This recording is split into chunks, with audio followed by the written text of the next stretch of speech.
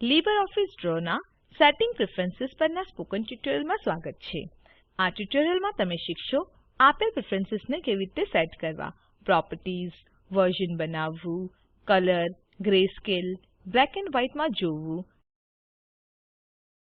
અહીં આપણે વાપરી રહ્યા છીએ ઉબુન્ટુ લીનક્સ આવૃત્તિ 1004 આપણા ઓપરેટિંગ સિસ્ટમ તરીકે અને LibreOffice Suite આવૃત્તિ 334. ફાઇલ 3ડી ઓબ્જેક્ટ્સ ચાર્ટ જે આપણે પહેલા સેવ કરી હતી તેને ખોલો અને પેજ 1 જાઓ. ધારો કે પછીના સંદર્ભના માટે આપણે આ ફાઈલ પર વર્ણનો ઉમેરવા ઈચ્છીએ છીએ. આવું કરવા માટે મેઇન મેનુથી ફાઇલ પસંદ કરો અને પ્રોપર્ટીઝ પર ક્લિક કરો. તમે પ્રોપર્ટીઝ ડાયલોગ બોક્સ જોઈ શકો છો. જર્નલ ટેબ પર ક્લિક કરો. આ ફાઈલમાંથી સંબંધિત બધી માહિતી અહીં યાદી થયેલ છે. નોંધ લો, અહીં આપણે ફક્ત ફાઈલનું વિગતો જોઈ શકીએ છીએ. તમે અહીં કોઈ પણ ફેરફાર કરી શકતા નથી. આગળ ડિસ્ક્રિપ્શન ટેબ પર ક્લિક કરો. અહીં આપણે આપણી જરૂરિયાત મુજબ ટાઇટલ, સબ્જેક્ટ, કીવર્ડ્સ અને કમેન્ટ્સ ઉમેરી શકીએ છીએ. આ જાણકારી પછીના સંદર્ભની જેમ ઉપયોગ કરી શકાય છે. ટાઇટલ ફિલ્ડમાં 3ડી ઓબ્જેક્ટ્સ ચાર્ટ ટાઈપ કરો. સબ્જેક્ટ ફિલ્ડમાં 3ડી ઓબ્જેક્ટ્સ કમ્પેરિઝન્સ ટાઈપ કરો. કીવર્ડ્સમાં હું ટાઈપ કરીશ 3ડી એન્ડ 3ડી ઇફેક્ટ્સ અને છેલ્લે કમેન્ટ્સ ફિલ્ડમાં ટાઈપ કરો learning about file properties. Draw ફાઈલથી સંબંધિત માહિતી ટાઈપ કરવું એ એક સારો અભ્યાસ છે. ડિસ્ક્રિપ્શન ટેબમાં ઉપલબ્ધ વિશેષતાઓ ઉમેરવામાં તમે પોતાની વિશેષતાઓ સેટ કરી શકો છો.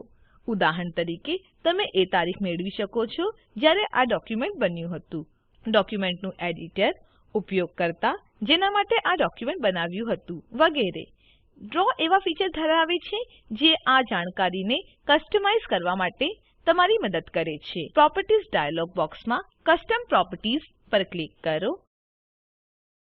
અહીં તમે 3 ફિલ્ડ જોઈ શકો છો: નેમ, ટાઇપ અને વેલ્યુ. નીચે જમણી બાજુએ એડ બટન પર ક્લિક કરો. હવે દરેક ફિલ્ડમાં તમે ડ્રોપ ડાઉન બોક્સ જોશો. હવે નેમ ડ્રોપ ડાઉન પર ક્લિક કરો. ડેટ કમ્પ્લીટેડ વિકલ્પ પસંદ કરો. ટાઇપ ડ્રોપ ડાઉનમાં આપણે ડેટ, ટાઇમ પસંદ કરીશું. વેલ્યુ ફિલ્ડ હવે તારીખ અને સમય બતાવશે. હવે તારીખ બદલશું નહીં. ટાઇમ ક્ષેત્રમાં 10, 30, 33 ઉમેરો. હવે તમને એ તારીખ ખબર છે જે પર ડોક્યુમેન્ટ બનાવ્યું હતું. હવે એક અન્ય ફિલ્ડ ઉમેરીએ. એડ પર ક્લિક કરો. તમે ડ્રોપ ડાઉન બોક્સની બીજી યાદી જોશો. Name drop down checked by પસંદ કરો. ટાઇપ ફિલ્ડમાં ટેક્સ્ટ પસંદ કરો. વેલ્યુ ટેક્સ્ટમાં એબીસી ઉમેરો. ઓક પર ક્લિક કરો. આ જ કારણ છે કે તમે ડ્રો ફાઈલમાં પોતાની વિશેષતાઓ ઉમેરી શકો છો. હવે શીખીએ કે એક વિશેષતા જે આપણે બનાવી છે તેને કેવી રીતે કાઢીએ. મેઇન મેનુ પર જાઓ, ફાઇલ પર ક્લિક કરો અને પ્રોપર્ટીઝ પસંદ કરો. પ્રોપર્ટીઝ ડાયલોગ બોક્સમાં કસ્ટમ પ્રોપર્ટીઝ પર ક્લિક કરો. પ્રથમ વિશેષતા ચેક્ડ બાય કાઢો.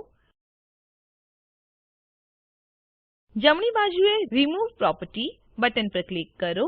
વિશેષતા હવે કાઢી નખાઈ છે. ઓક પર ક્લિક કરો.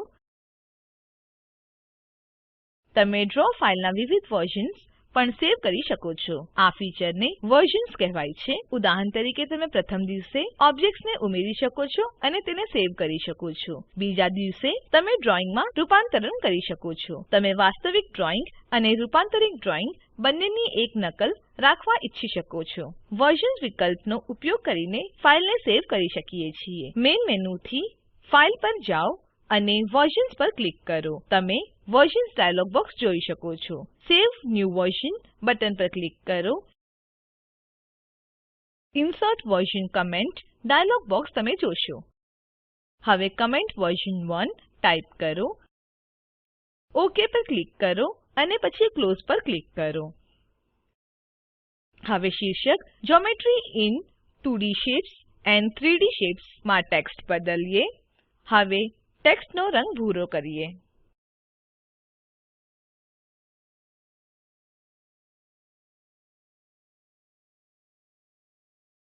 હવે વર્ઝન વિકલ્પનો ઉપયોગ કરીને ફાઈલને સેવ કરીએ. મેઇન મેનુથી ફાઇલ પર જાઓ અને વર્ઝન્સ પર ક્લિક કરો. સેવ ન્યૂ વર્ઝન્સ બટન પર ક્લિક કરો.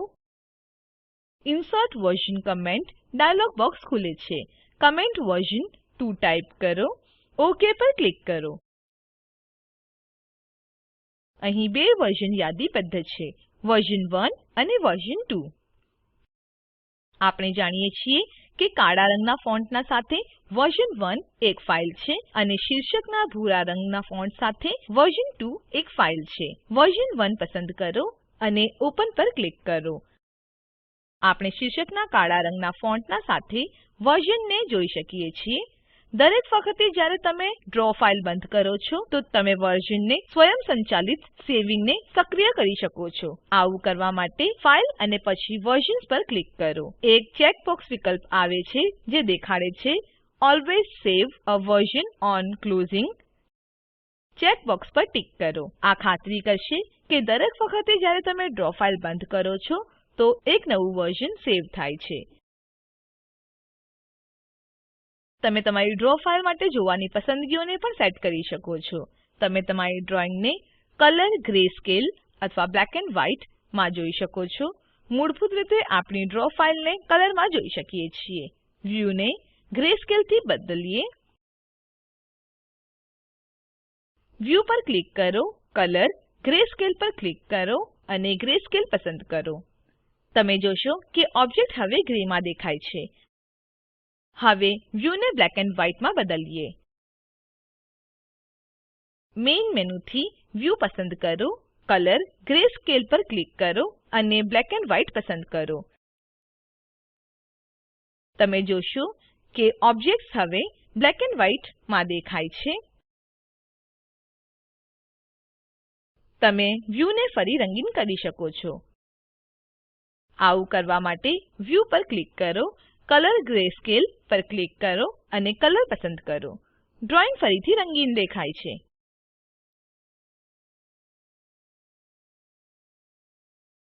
અહીં આ ટ્યુટોરીયલ સમાપ્ત થાય છે. આ ટ્યુટોરીયલમાં આપણે આપેલ પ્રેફરન્સ સેટ કરતા શીખ્યા.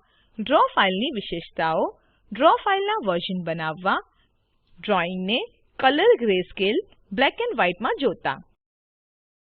નીચે આપેલ લિંક પર ઉપલબ્ધ વિડીયો નિહાળો. તે સ્પોકન ટ્યુટોરીયલ પ્રોજેક્ટ માટે સારાંશ આપે છે. જો તમારી પાસે સારી બેન્ડવિડ્થ ના હોય તો તમે વિડીયો ડાઉનલોડ કરી જોઈ શકો છો. Spoken tutorial project team spoken ટ્યુટોરીયલના ઉપયોગથી વર્કશોપનું આયોજન કરે છે. જેઓ ઓનલાઈન પરીક્ષા પાસ કરે છે તેઓને પ્રમાણપત્રો આપે છે. વધુ વિગતો માટે contact@spoken-tutorial.org પર સંપર્ક કરો. Spoken tutorial A talk to a teacher પ્રોજેક્ટનો એક ભાગ છે જેને આઇસીટી એમએચઆરડી ભારત સરકાર દ્વારા શિક્ષણ પર નેશનલ મિશન દ્વારા આધાર અપાયેલ છે. આ મિશન પર વધુ માહિતી આપેલ લિંક પર ઉપલબ્ધ છે. spoken-tutorial.org/nmeict-intro. આઈઆઈટી બોમ્બે તરફથી ભાષાંતર અને રેકોર્ડિંગ કરનાર હું જ્યોતિ સોલંકી વિદાય લઉં છું. જોડાવા બદ્દલ આભાર.